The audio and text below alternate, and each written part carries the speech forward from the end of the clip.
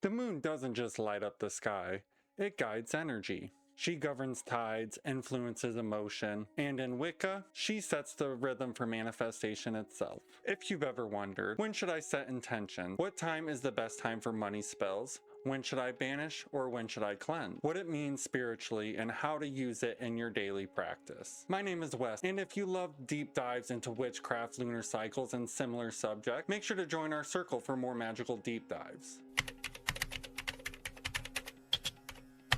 Let's start where it all begins, the new moon. The new moon, also known as the dark moon, is when the moon is fully invisible in the sky. This is not a time for action.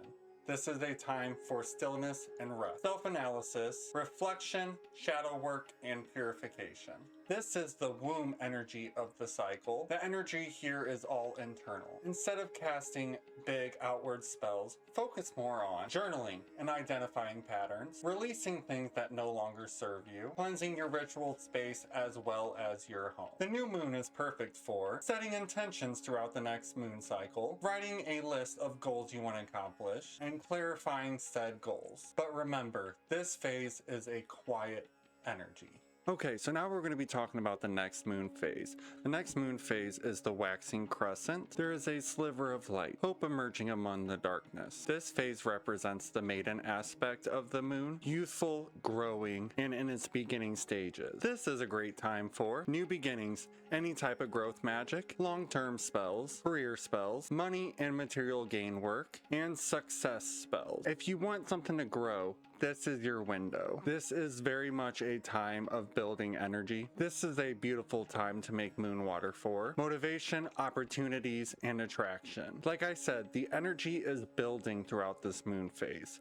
The main energy and focus of this phase is momentum. Now, 7 days from the new moon, we reach the first quarter. Half light, half dark. This is your action phase. The universe will ask, you set your intentions, now what will you do about it? This phase is powerful for growth, self-healing, abundance, self-love, self-esteem, fertility, manifestation development, so this would be your spells that are longer lasting that you need to pour more energy into every once in a while, beauty spells, healing, and luck. If you've been hesitating on something, now is your time to put that into action. Apply for that job, have that hard conversation you've been avoiding, start that project, and do that spell. This phase rewards effort. Waxing Gibbous. The moon is almost full now, but not quite. And that's important because this phase teaches patience. Instead of pushing, we observe, we trust, we prepare. This is a perfect time to plan your full moon ritual, gather your materials needed, cleanse all of your tools in your altar space, and redefine your intentions. At this time, you are allowing your spells to build power, and you're acknowledging that the universe is working with you. This is very much a gathering and preparing energy, calm,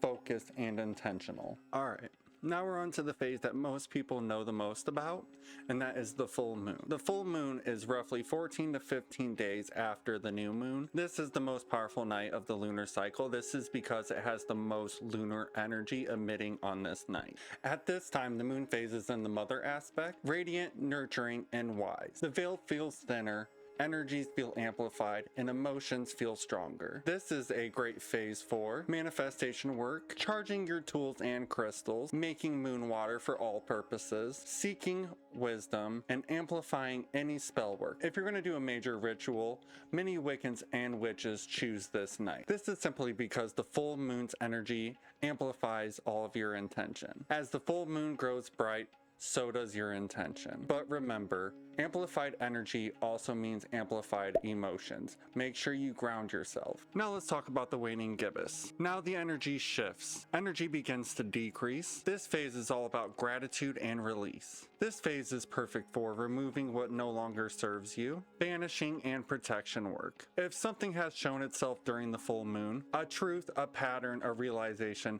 now is the time to let go of that if it no longer serves you. This energy is supportive of a clearing space. Alright, now we're on to the next moon phase, and this is the last quarter. Once again, we're at half light, half darkness, so perfect balance. But now instead of the light growing, the light is shrinking. This is a powerful phase for cleansing and closing issues, renewing energy, rest, justice work, and baneful magic.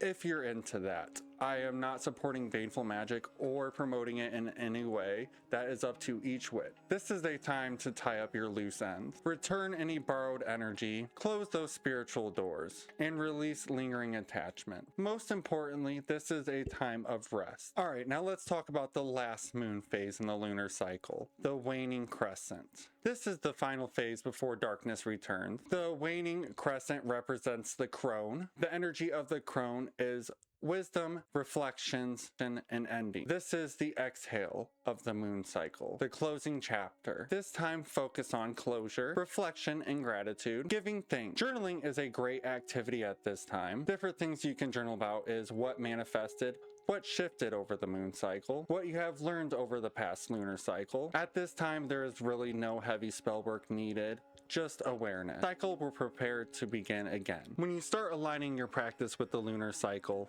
you stop forcing and you start flowing. You don't try to manifest during release phases, and you won't try to banish during growth phases. You move with the energetic current instead of against it, and that's where magic becomes powerful. It's not about commanding energy, it's about working with the universal energies together, with nature, with yourself, and with energy. Also, a quick disclaimer here at the end, I am not saying that this is the only way you can practice witchcraft or Wicca. This is just simply how I do it, and I'm just sharing my knowledge with you. So with that being said, if this guide has helped you to understand the lunar cycle more clearly, make sure you like the circle and hit the subscribe button to join our circle for more magical deep dives. Also, tell me in the comments, what phase do you guys feel more powerful in? Tell me what phase you guys are more connected to. Until next time, stay grounded, stay intentional, and thank you for spending part of your journey here with me today. Thank you, and I will see you in the next video.